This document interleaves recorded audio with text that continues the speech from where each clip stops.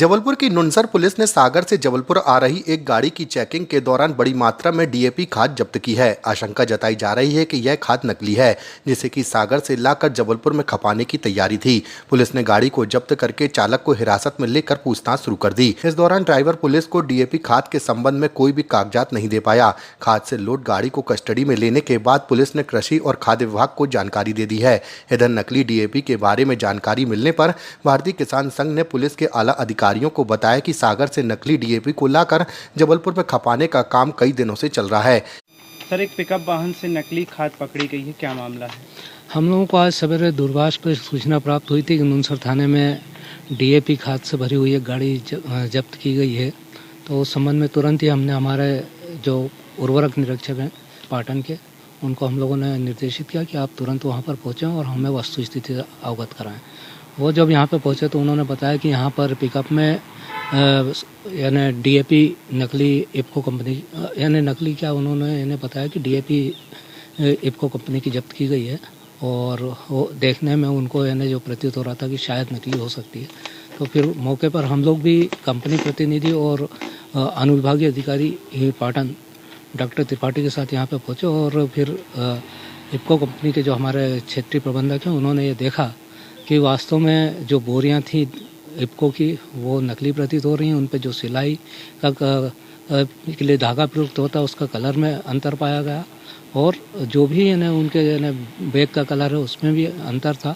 और उन्होंने उसका यानी तुरंत ही छूने के साथ में यानी उसका जब रगड़ कर देखा तो उसमें किसी भी तरह की गंध वगैरह भी नहीं मिली। तो इससे यह प्रतीत हो रहा है कि ये नकली ही हो सकती है। अब इसके लिए हम हमारे जो उर्वरक निरीक्षक हैं वो सैंपलिंग कर रहे हैं और उसको हम फर्टिलाइजर लैब में टेस्ट के लिए भेजेंगे। किसी को भी बोरियों के साथ पकड़ा भी गया है क्या?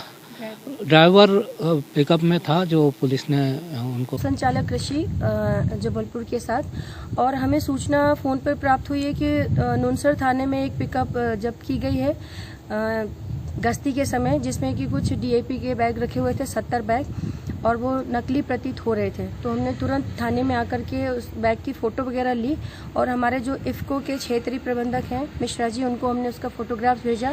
और कुछ आईपीएल के बैग भी हैं, वो भी हमने आईपीएल कंपनी को भेजा।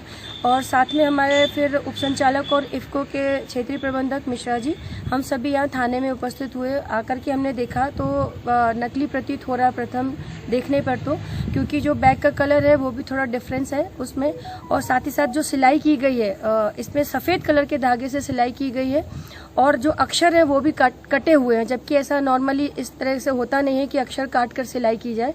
और साथ में धागे का कलर जो ग्रीन कलर होता है इसकी जगह वाइट कलर मिला। और सबसे जो इम्पोर्टेंट पॉइंट होता है, रैक पॉइंट से आती है तो हुक लगे होते हैं, तो इन बैग में कहीं पर भी हुक पॉइंट नहीं लगे हैं। जब हमने इसका सैंपल भी लेने के लिए इनको खोला और हमने इनको रगड़ के देखा तो पूरे दाने टूट रहे हैं और बहुत ज़्यादा डार्क कलर में ये दिख रहे हैं।